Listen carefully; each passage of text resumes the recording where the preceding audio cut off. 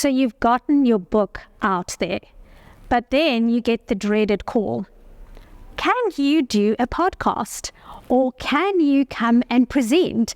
And then your courage fails because you just wanted to write the book. You didn't want to be out there in public. But if you're out there and you've written a book, people are going to want to engage with you. And so that's why I've invited a very special guest, Ursula Botha, who is a voice and confidence coach. And for those of you who are in South Africa, this is my girl crush because she was on Seven Delon and I absolutely love that show.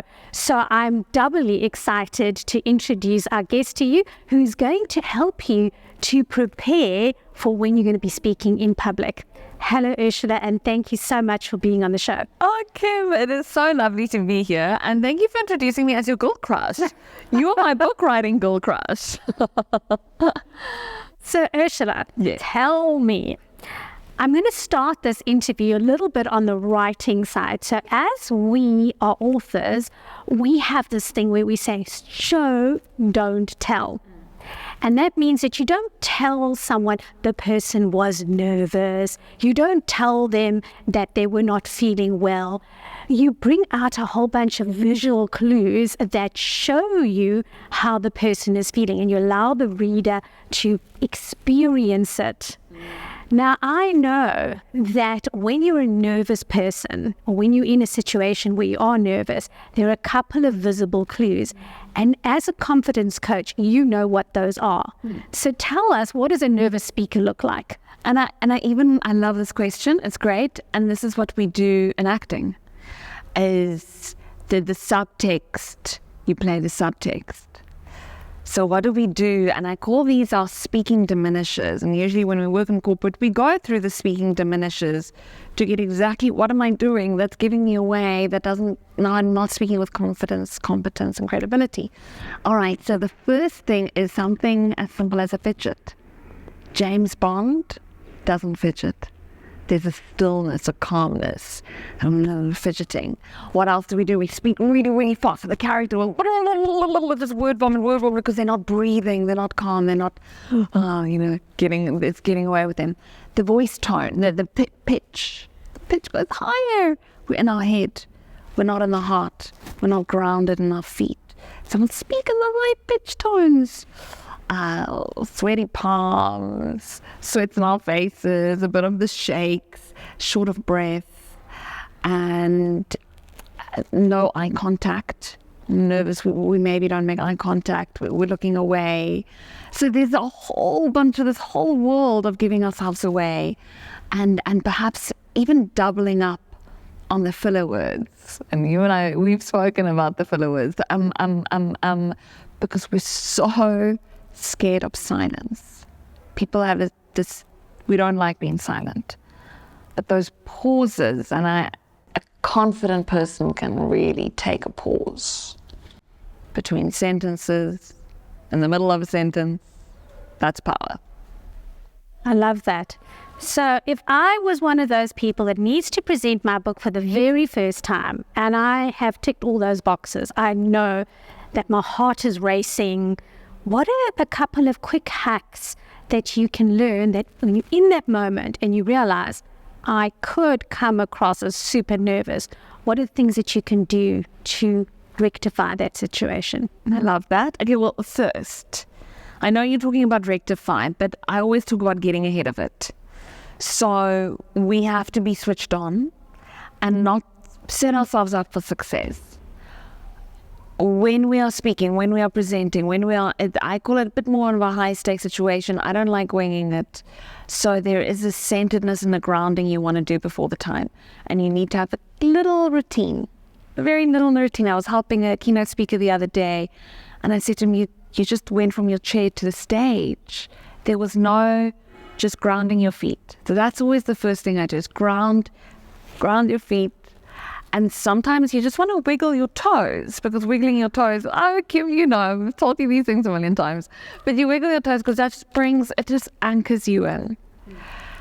That's what you want to do. Then our friend Tim Wagner, he will know all about this. You breathe. That you will take at least 7 deep breaths. Into the diaphragm and out. Shh. I like the shh sound because that also releases some anxiety. And it's something you can go do in the bathroom just before you go up, shh, or in the car, and just centers you, it grounds you.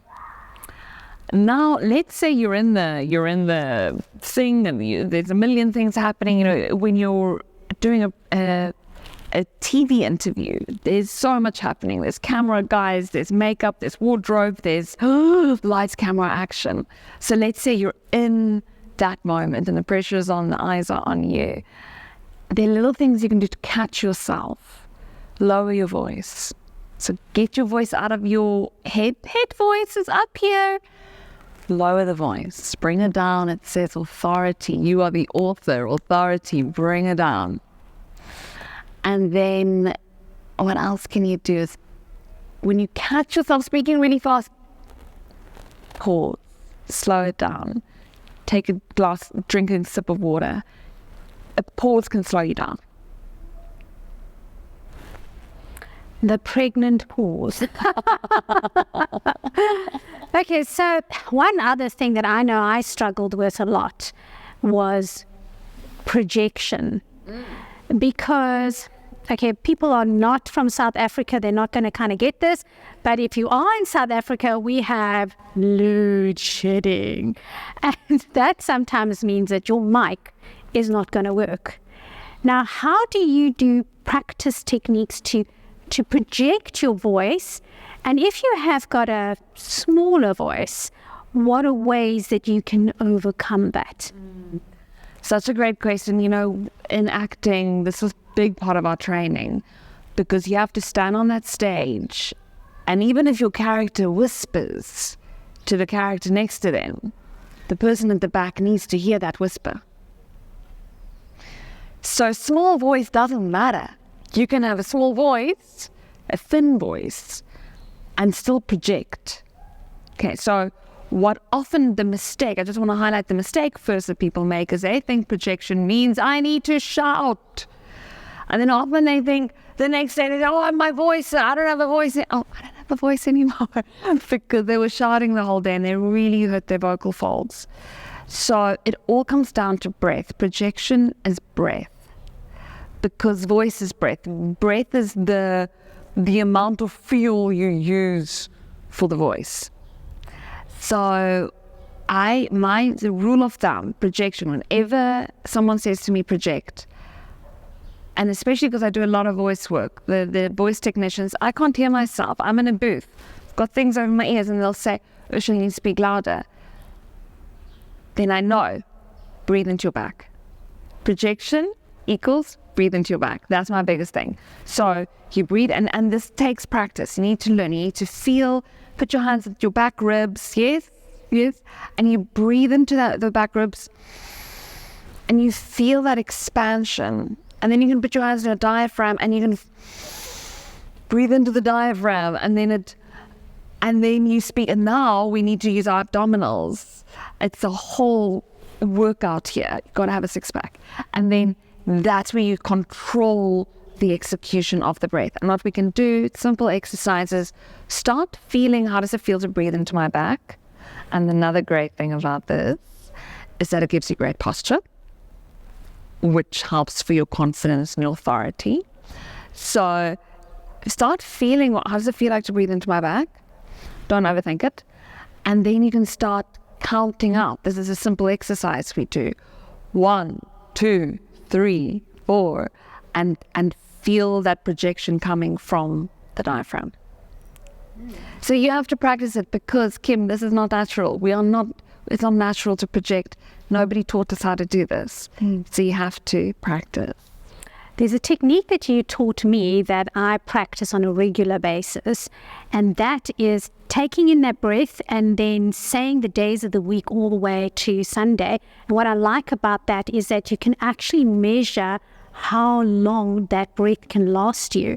So if you start out and maybe you only have enough breath to get to Wednesday, but eventually you finish on Sunday, I've used that particular technique when I've spoken to groups. That makes me so happy because that's how you build the muscle. the breathing muscle, the speaking muscle. And you don't ever, I love that you said that, because you don't ever want to force the voice to do things that it can't do. You want to have range. Even with range, the one exercise you do is you go from a high pitch to a low. But you don't want to stretch the voice so hard. So you just build the range. The voice is an instrument. Love it. This is true. Now, you mentioned to me that you are a recovering shy person, which is going to be really difficult for people to understand. And a lot of authors are essentially introverts. They just want to write the book. They don't want to get out there, but they kind of have to get over themselves. And if they don't get over themselves, their book is going to die. Now, that reminds me of the story that you told me about where speaking literally saved your life. Please tell us that story. I've got goosebumps. Absolutely recovering shy kid. Here's the thing about keeping quiet. And when we keep quiet about what we've developed, what we've created, anything, keeping quiet. The reason why we often keep quiet is to not be seen, not be heard. It's safe.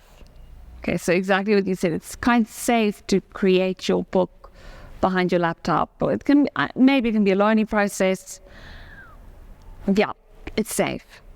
Sometimes being visible, not sometimes, always being visible means being judged. People will judge you. End of story. Here's the cost that I've figured out in my head. They're going to judge me whether I stay quiet, as timid, or they're going to judge me when I'm bold and authentic and really, really, really shining my light. So they're going to judge you either way. So which one do you choose? So then there's this element of being seen, being heard, getting out there. My story, which I know I didn't even answer your question. I was the shy kid. How did this save my life? My mom and I got hijacked and they took us with. And that was the first night I started speaking. I started asking questions. We had two hijackers and they were their guns, and I started asking a lot of questions. And Kim, something amazing happened. We built a relationship. They became human. I became human. We started getting commonalities. The one man had a daughter. She was my age. He became a father. Maybe we humanized each other in speaking and connecting. That night they dropped us off in Soweto, a township in Johannesburg, and we were unharmed. And a few days later, after the police had fetched us, we went home. I said to my mom, I want to take drama classes and I want to play piano in school hall. And that was my way of saying, I want to be seen, I want to be heard. And drama, honestly, that's where I learned about finding my voice through other characters, because it was too scary to have my own voice. And then I pursued this world, and it made me empowered. And as you know, storytelling, stories are manuals for living. It taught me how to be human. And that's part of the magic of what drama has given me. And now in my business with confidence coaching, and my business's name is Confident Voices, the amazing thing is confidence comes from the Latin word confidere, which means to trust yourself. And often we just need to learn how to trust ourselves in those hard times, in those, whatever the process is, whatever the journey is, just trust yourself. So that's a little bit of my journey. Thank you so much for sharing that, because in my role as helping authors, I always say that you have to really touch people's hearts to make a difference. And you've certainly touched our hearts, because we realize where this passion of yours comes from. It literally can save your life. It can save your career. It can save your book. And I love that you've given us practical tips. Ursula, if people wanted to get hold of you to either book you for a workshop for their team, for individual coaching, or maybe a keynote, how would they do that? Before I answer that, I just want to say thank you for your incredible work, Kim. You do hard work in getting these stories, these manuals for living out there. And so many people are playing small, and you are going with your force saying, we cannot play small anymore. So I honor you for that. Thank you. People can get a hold of me on LinkedIn, Ursula Botha. Send me a message. You can go look at my website, confidentvoices.co.za. LinkedIn is the place that we can connect, we can chat. Yeah, pop me a message. That would be super. And I'm going to put that in the link below so people can quite easily just click on it and then get in contact with you. Thank you so much for being here. I really appreciate the time you've come and the wisdom that you passed on to our authors. Oh, thank you, Kim. It's just been an honor to be able to connect with your community.